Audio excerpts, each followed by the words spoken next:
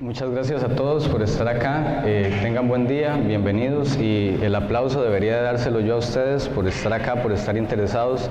Esta charla surgió a partir de la necesidad de transmitir la información que es de ustedes. Estos datos que nosotros estamos obteniendo a partir del proyecto Biomar son resultados académicos que vienen de la comunidad de Coajiniquil y por lo tanto yo considero que son para la comunidad de Coajiniquil.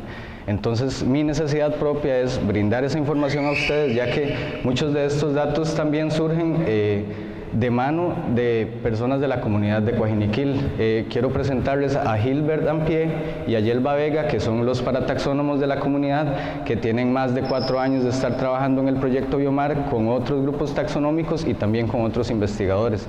Entonces, gracias a ustedes por estar acá. Y bueno, yo vine acá hoy a presentarles una charla sobre los equinodermos del área de conservación Guanacaste, específicamente las Islas Murciélago y Coajiniquil. El objetivo principal de la charla es dar a conocer los resultados que hemos obtenido a lo largo de un año de investigación en el proyecto Biomar. Y la charla se puede dividir en 2 partes principales. Una parte de antecedentes, donde doy una pequeña introducción y una justificación. La idea acá es que ustedes entiendan de por qué el proyecto es importante y de por qué es valioso para nosotros como costarricenses, como ciudadanos, entender cuál es la diversidad de especies que vive en nuestro país y cómo podemos protegerla para que las futuras generaciones, que son ustedes y sus hijos en algún momento tal vez, son las que van a ser responsables de dar esa continuidad a las especies que tenemos hoy. Y esas especies que nosotros permitimos seguir manteniéndose en los ecosistemas nos van a dar servicios ambientales que nos van a dar salud al final a nosotros como comunidad. Entonces ese es como el enlace que quiero que hagamos al final. Y la segunda parte son los resultados propios del estudio de los equinodermos en las Islas Murciélago y Coajiniquil, donde presentamos una metodología bastante rápida, los resultados preliminares y algunas consideraciones que debemos tener a futuro. Entonces, para entrar un poquito en detalle, el proyecto Biomar ACG es básicamente un objetivo común que tuvieron un consorcio de instituciones representadas principalmente por el SINAC y la Universidad de Costa Rica. El SINAC está representado por el Área de Conservación Guanacaste y la Fundación para la Conservación del Bosque Seco, mientras que la Universidad de Costa Rica está representada por el CIMAR y el Museo de Zoología. El objetivo que tiene el proyecto es inventariar la diversidad de especies marinas que hay en el área de conservación Guanacaste. Entonces, desde hace 3 o 4 años se vienen trabajando con crustáceos, con moluscos, ahora recientemente con algas, con peces y con equinodermos, entre otros organismos invertebrados. Pero bueno, ¿qué son los equinodermos? ¿Por qué deberíamos de preguntarnos si son importantes y por qué estamos nosotros aquí tratando de aprender algo de ellos? Los biólogos tenemos la tendencia de clasificar la diversidad para poder entenderla también. Estas cajas de clasificación pueden tener diferentes jerarquías. Una de las jerarquías de clasificación son los filos. Equinodermata es un grupo exclusivo que incluye, como su palabra de origen griego lo dice, animales con piel espinosa. Sin embargo, esta es una característica general del grupo, no es una característica propia, aunque muchas de las especies actuales muestran una piel espinosa. Resulta que son organismos que viven en el mar únicamente, son exclusivos del medio marino, no los vamos a encontrar en ambientes terrestres ni dulceacuícolas. A pesar de su llamativa simetría radial pentámera en un diseño de 5 en el adulto, estos organismos empiezan su vida como larvas que son bilaterales y pasan por una metamorfosis. A lo largo de su metamorfosis, para poder formar su cuerpo y su esqueleto, ellos necesitan depositar el carbonato de calcio que hay disuelto en la columna del agua en pequeños placas óseas que se llaman osículos, y es lo que le da la estructura a su esqueleto. Entonces permiten que el carbonato de calcio que está disuelto en el mar entre nuevamente al ecosistema a partir de su propio cuerpo, y una vez más se cicle cuando ellos ya mueren. Entonces son importantes para mantener un flujo y un balance a nivel de ecosistema. Como les decía, viven exclusivamente en los ambientes marinos y acá en el dibujo de abajo están representados por puntitos negros. Viven en todos los mares del mundo, desde las regiones someras, que están representadas en azul, hasta las regiones más profundas, de alrededor de 5.000 metros de profundidad, representadas en rojo. Actualmente existen 5 clases de equinodermos, Las estrellas de mar, que son bastante conocidas por la mayoría de nosotros, son bastante conspicuas en su forma. Las estrellas quebradizas, estrellas frágiles u ofiuros, que son estas otras muy parecidas a las estrellas de mar también.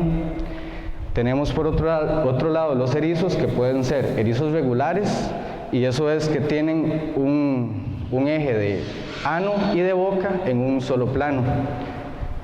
Tenemos esta forma y tenemos esta otra forma de erizo regular, que es un poco más pequeña. Luego al final de la presentación vamos a tener un espacio para que ustedes se puedan acercar, pero antes quiero mostrarles las formas generales. Entonces, este otro de acá es un erizo irregular, que también es un erizo, pero se le llama irregular porque en este caso la boca y el ano no está en un mismo plano, sino que tiene un adelante y un atrás.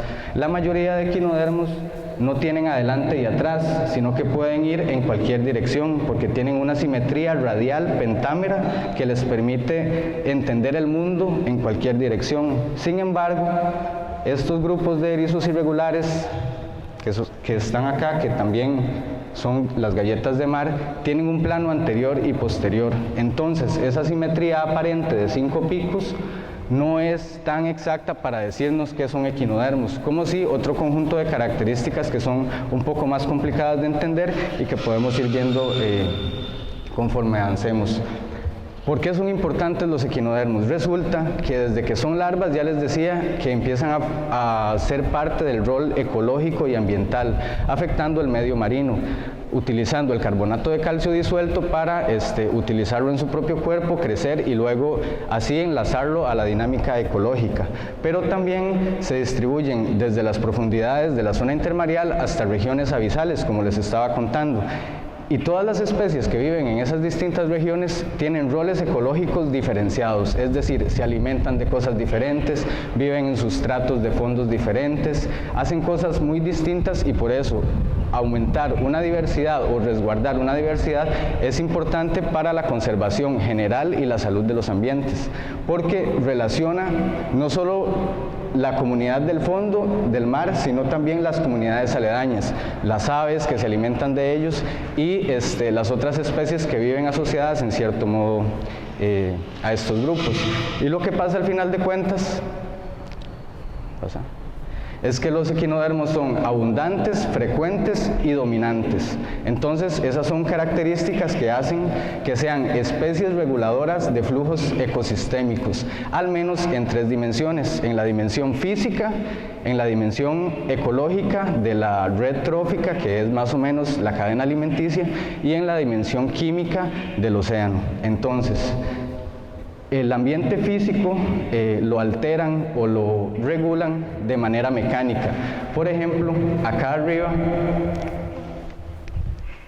tenemos una representación gráfica del tipo de marcas que van dejando estos organismos conforme desarrollan sus actividades cotidianas. Por ejemplo, muchos erizos regulares que viven en zonas de sustratos duros, rocosos o arrecifales tienen un aparato masticador que se llama la linterna de Aristóteles y lo utilizan para raspar el sustrato y alimentarse de algas, de diatomeas y de muchas partículas pequeñas orgánicas que están sobre la superficie. Al hacer esto, son capaces de desarrollar surcos que cambian la estructura del fondo y también algunos agujeros. Existen otras especies que viven en ambientes más lodosos y más suaves que conforme se van moviendo sobre la superficie van dejando estas trazas y eso genera un fenómeno que se llama bioturbación o disturbios desarrollados a partir de organismos vivos.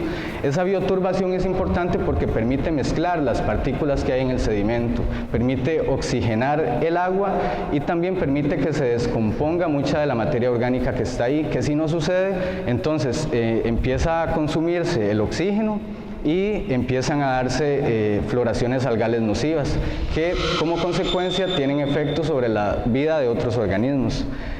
Otras especies, en lugar de vivir sobre el sustrato, lo que hacen es que se entierran, como en el caso de los erizos irregulares y de algunas estrellas quebradizas, que viven dentro de las partículas de la arena y se alimentan ahí. Al hacer todo eso, también hacen que las partículas de arena que están en los estratos más bajos tengan la oportunidad de subir, y entonces hacen un ciclo que continuamente y a lo largo del tiempo permite que se regule de algún modo la química del suelo y la química del agua. Conforme ellos se desarrollan, también algunos pepinos de mar pueden hacer cavidades en el fondo y afectar aún más la heterogeneidad del sustrato. Cuando ellos desarrollan galerías para esconderse y para alimentarse, muchas veces de manera secundaria ofrecen hábitat a otras especies de peces, y por ejemplo a estos se les llaman escuelas o bancos de peces, donde las especies de peces pequeños que están apenas creciendo son capaces de sobrevivir gracias a las defensas que secundariamente erizos como los diademas de mar son capaces de proveerles debido a las espinas que tienen. Pero como yo les decía, estos organismos son importantes en un proceso de regulación. Quiere decir que si hay un desbalance ecológico y las poblaciones de las especies cambian a un número que no es adecuado para la capacidad de carga del ecosistema, entonces vemos como un ecosistema sano como Bahía Culebra en 2005 pasa en tan solo 4 años, en 2009, a presentar un desbalance donde la abundancia del erizo de mar, Diadema mexicanum, se llevó consigo la salud de este arrecife. Entonces pasamos de tener un arrecife sano a tener un blanquizal y por lo tanto una disminución en las especies que pueden vivir en este ambiente.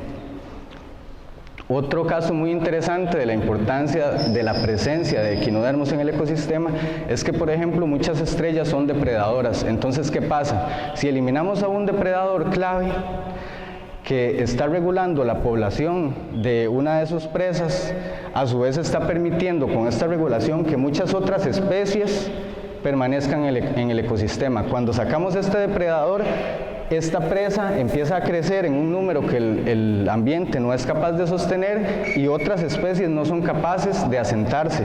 Entonces tenemos una pérdida en la diversidad general del ecosistema y esto se llaman especies clave. Entonces, al final de cuentas, los equinodermos son arquitectos estructurales e ingenieros del ecosistema, porque también afectan la química del agua. Yo les decía que cuando una larvita está desarrollando su esqueleto, pasa por un proceso de metamorfosis donde utiliza el carbonato de calcio que está disuelto en el agua y lo utiliza para incorporarlo en su cuerpo. Al alimentarse, muchos pepinos de mar también hacen eso.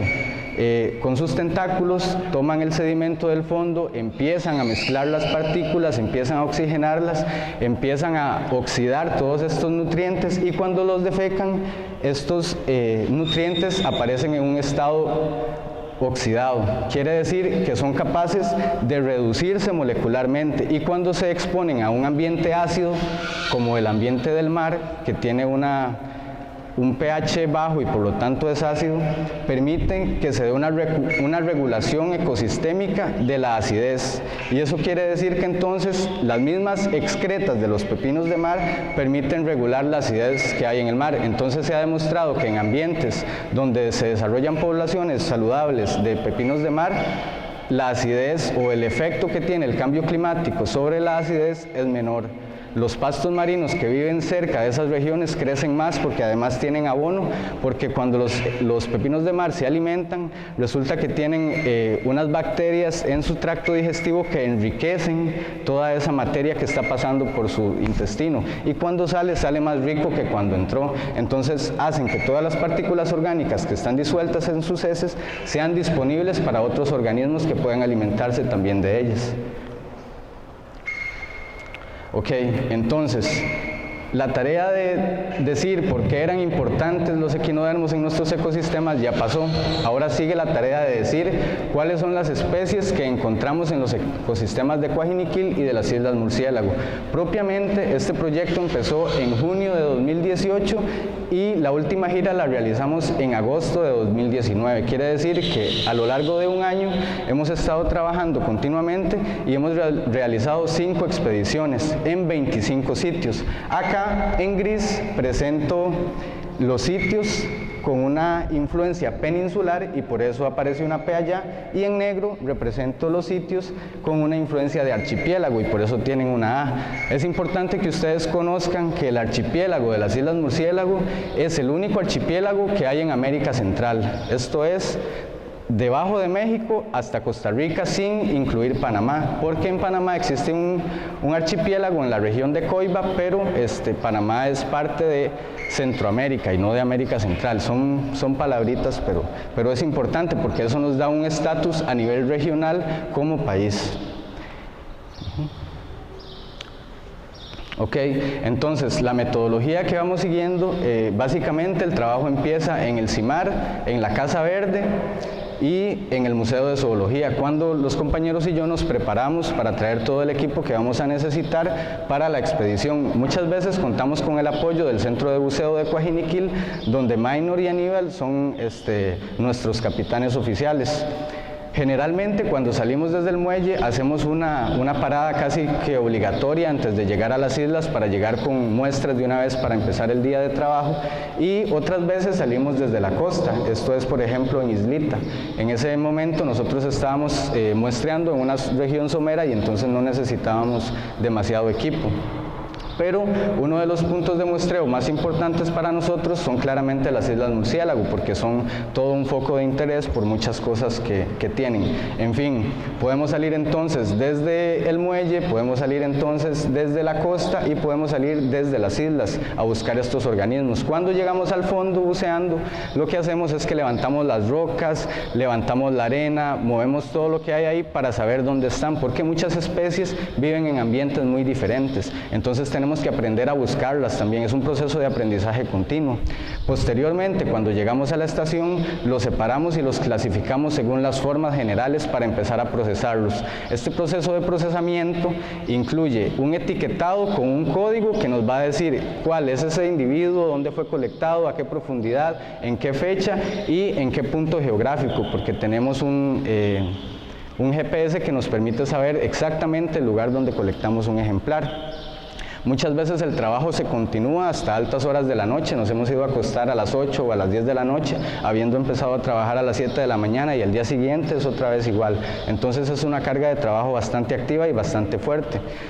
Pero muchas veces no somos capaces de terminar el trabajo en el campo porque resulta que para identificar pepinos de mar muchas veces es necesario disolver el tejido y observar las piezas osiculares que lo conforman. Entonces, según la morfología de estos osículos, nosotros somos capaces de determinar cuál especie de pepino estamos trabajando, y esto solo se puede hacer con un microscopio. Entonces necesitamos hacerlo muchas veces en el museo o en el CIMAR o en la Casa Verde cuando tenemos uno disponible. Entonces, antes de hablar de los resultados que nosotros obtuvimos propiamente a lo largo de este año, quiero decir cuáles eran los resultados previos antes de la investigación. Antes de que nosotros empezáramos a trabajar en 2018, se habían hecho 2 publicaciones generales que incluían a los equinodermos del área de conservación Guanacaste. La primera de ellas es un inventario de organismos del mar que hizo Jorge Cortés en 2017, y en este listado aparecen 15 especies de equinodermos, un erizo, una estrella, no aparece ningún ofiuro en ese momento, y aparecen 13 especies de pepinos de mar, 13 de las cuales 3 no han sido encontrados en nuestros muestreos. Otra publicación que aparecía con información acerca de los equinodermos del área de conservación Guanacaste es una publicación de Juan José Alvarado en 2017, donde él nos decía que en el área de conservación Guanacaste existe una riqueza de especies que va de entre 16 y 30. ¿Ok? Después de un proceso de un año de trabajo, nosotros nos damos cuenta de que estos resultados no son tan reales. ¿Por qué? Porque tenemos no 15 especies en total, ni entre 16 y 30, sino que tenemos 54 especies. De esas 54 especies, 39 son nuevos registros para el área de conservación Guanacaste. 6 de esos son nuevos registros para Costa Rica, sin incluir la isla del Coco. O sea, están en la isla del Coco, pero no están en la región costera continental. 4 son nuevas para Costa Rica, para la parte continental, y 3 especies son nuevas para toda América Central. Quiere decir que solo están en Costa Rica, no están en Guatemala, en Honduras, en México, ni en Nicaragua. Entonces es una diversidad o una riqueza que está solo representada en el país, y por eso estos números se vuelven importantes, al punto de que si ya tenemos 54 especies para el ACG, quiere decir que este color no debe ser amarillo, sino que debería de ser rojo, y la diversidad o riqueza de especies que nosotros tenemos en el ACG es comparable a la que se encuentra en la isla del Coco. ¿Ok? ¿Cuáles son las especies que hemos encontrado? Bueno, anteriormente, como les dije, había un solo asteroideo o estrella de mar reportado, que era este de acá, y ahora tenemos 6 nuevas especies para el ACG. En amarillo van a estar los nuevos reportes, en verde van a estar los que ya estaban reportados, y en rojo van a aparecer especies que para nosotros son muy importantes. Entonces esa simbología de colores va a ser bueno como que la vayan teniendo en mente. Y todas estas especies tienen diferentes hábitos, diferentes hábitats, y también se alimentan de muchas cosas distintas. Algunas son depredadoras muy voraces en general. Lo de los corales, no importa, ahí lo voy repitiendo. Luego, para el grupo que no había ningún reporte, en las publicaciones anteriores, que son los ophiuroideos, encontramos 12 especies, 12 de las cuales todas son nuevas para el ACG. Anteriormente se sabía, porque ya se habían visto en algunos muestreos que estaban ahí, pero no había sido posible identificarlas, entonces en esa lista no venía ninguna de las especies.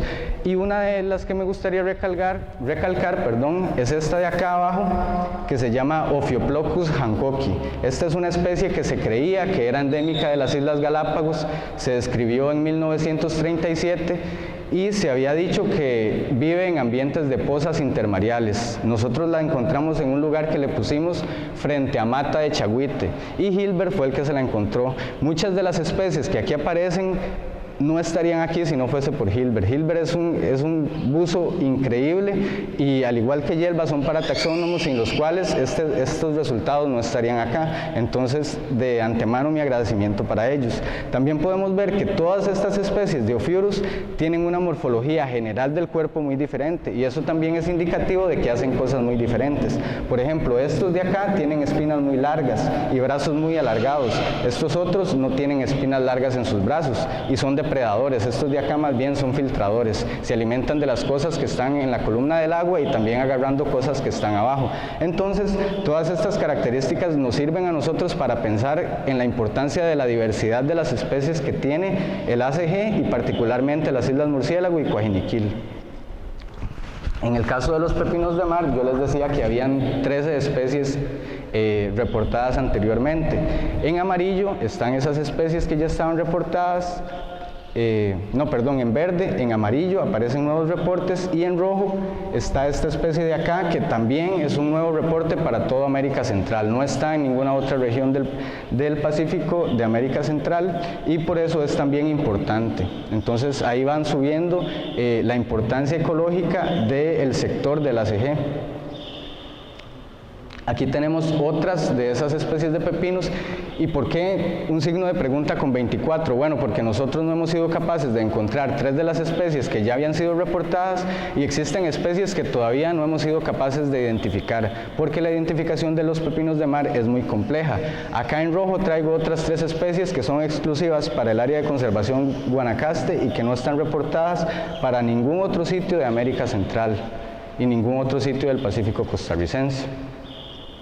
Por último, tenemos a los erizos de mar, donde están esas dos formas que ya les comentaba, los erizos irregulares, y los erizos regulares del otro lado. Y entonces vemos que tienen morfologías generales muy distintas. Estos de acá por lo general viven enterrados en fondos de arena y de barro, mientras que los otros por lo general están debajo de las rocas o expuestos.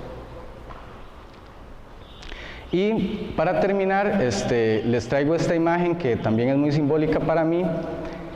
Esta especie de acá se llama Toxopneustes roseus. Cuando son pequeñitos, se piensa, porque no se está muy seguro, viven enterrados en la arena.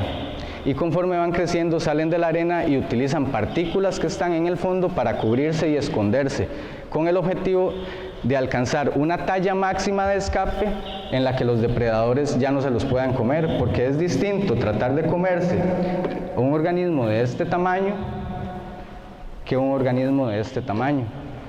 Entonces ellos se esconden por un tiempo mientras crecen utilizando lo que se encuentren, incluso una basura de esas que nosotros utilizamos para hacer fresco.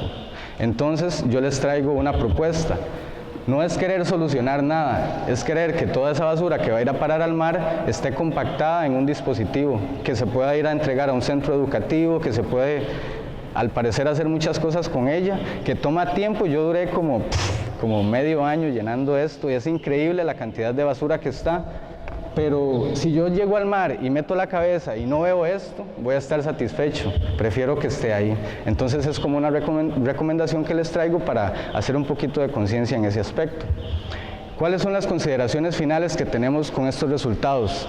Bueno, la riqueza de especies aumentó en un 72% en comparación con la reportada anteriormente. De 15 especies pasamos a 54. Esta riqueza es comparable a la presente en la isla del Coco y representa un 35% de todas las especies de equinodermos que hay en el Pacífico. Entonces es un valor bastante importante, ¿verdad? Existen especies reportadas en la literatura que aún no hemos encontrado en nuestros muestreos. Entonces es posible que estos números varíen y que los números sean incluso mayor. Entonces es muy probable que allá afuera existan especies que todavía no hemos visto. Y en la última expedición que nosotros tuvimos, que fue en agosto, encontramos la mayoría de especies raras. Todos estos nuevos reportes para América Central fueron en esta última gira. ¿Y qué quiere decir esto? Que aumentar los esfuerzos de muestreo yendo cada vez a nuevos sitios va a aumentar el chance que nosotros tenemos de llegar a un inventario total de la diversidad y por lo tanto es valioso continuar con los esfuerzos del proyecto Biomar ACG. Estas son algunas de las referencias que utilicé para montar este diálogo. Y no me voy sin antes agradecer a todos ustedes, agradecer a todos los compañeros de todas estas instituciones que se han vuelto amigos realmente y sin los cuales yo no estaría acá. Tuvimos observaciones finales en el camino, o adicionales más bien en el camino, en donde empezamos a observar que los equinodermos también sirven como un hábitat para otras especies. Y está el caso de algunos camaroncitos, por ejemplo acá, asociados a los surcos ambulacrales de los brazos de esta estrella.